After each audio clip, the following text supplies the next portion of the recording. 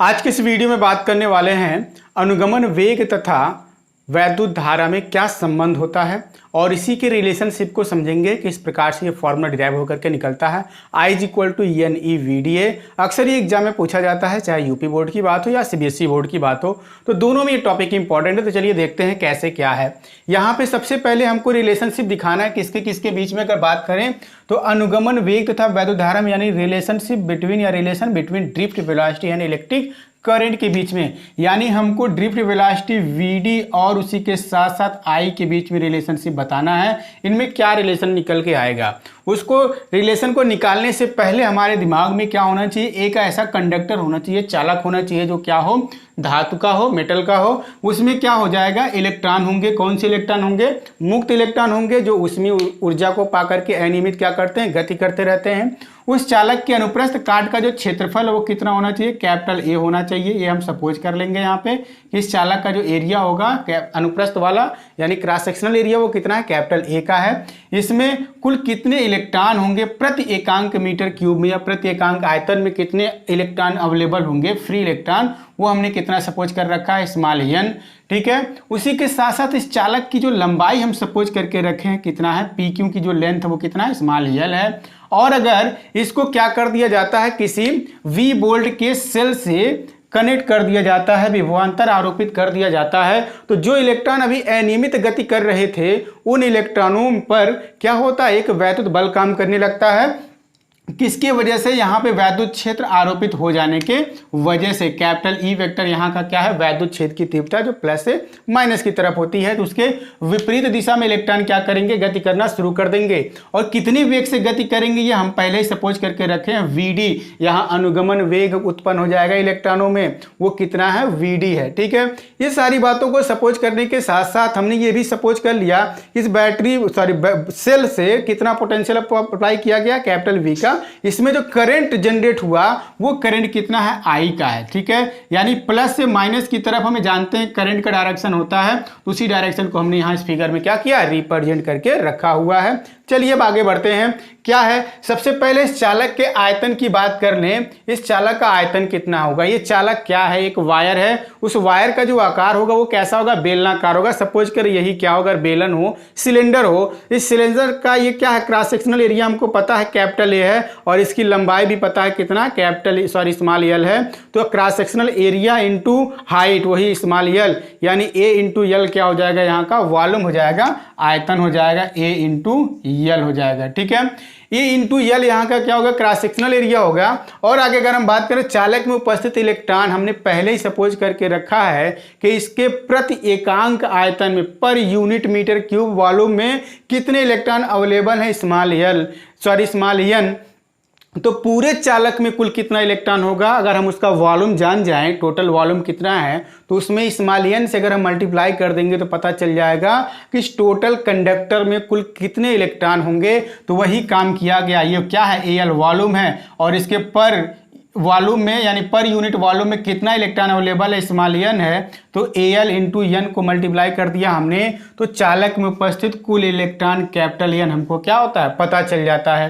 तो इन दो चीज़ों को हमने क्या किया, कैलकुलेट कर लिया। अब हम ये जानना चाहते हैं कि इस चालक में कुल इलेक्ट्रॉनों की वजह से कितना आवेश है। अगर वो आवेश को हमने Q सपोज कर लिया, चालक में उपस्थित कुल आवेश कितना Q, तो Q = N, एक फॉर्मूला होता है। तो हम N पहले ही यहाँ कैलकुलेट कर चुके हैं, उस N को यहाँ पे रख देंगे और E से क्या करते हैं, मल्टीप्लाई कर देते हैं। तो AL इंटू NE करके यहाँ पे उपस्थित कुल आवेश पता चल जाता है। अब हम बात करेंगे, यदि चालक के मुक्त इलेक्ट्रॉनों को कहाँ से, Q से P तक जब हम बैटरी से या सेल से कनेक्ट कर देते हैं, विभवांतर आरोपित कर देते हैं, तो इलेक्ट्रॉन यहाँ पर किसी एक ही निश्चित दिशा में गति करना शुरू करेंगे।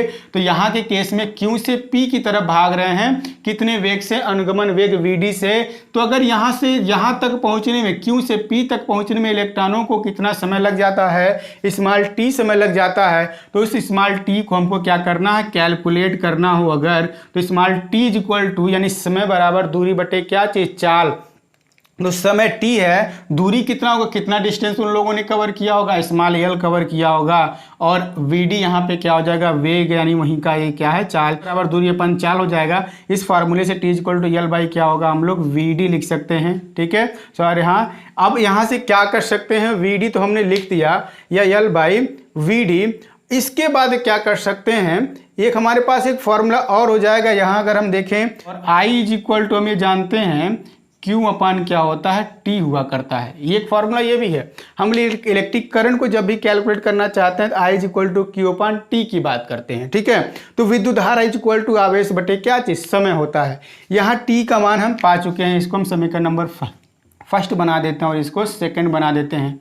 तो लिख दें समीकरण फर्स्ट और सेकेंड से इनको अगर हम यूज करेंगे तो क्या लिख पाएंगे, तो I इज इक्वल टू लिखेंगे यहाँ से Q अपान T की जगह पर देखिए L अपान VD रखेंगे तो VD कहाँ जाएगा, ऊपर आ जाएगा। तो चलिए हम यहाँ VD को ऊपर लिख देते हैं और अपान में क्या लिखेंगे, L लिख देंगे।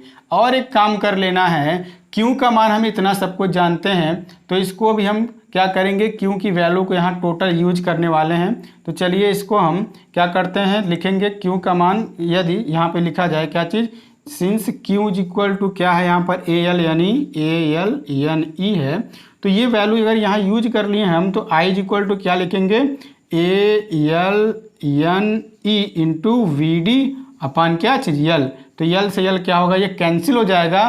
तो ओवरऑल फार्मूला क्या निकल के आता है, I इज इक्वल टू, देखिएगा L से L कट गया तो I is equal to ANEVD मिलेगा।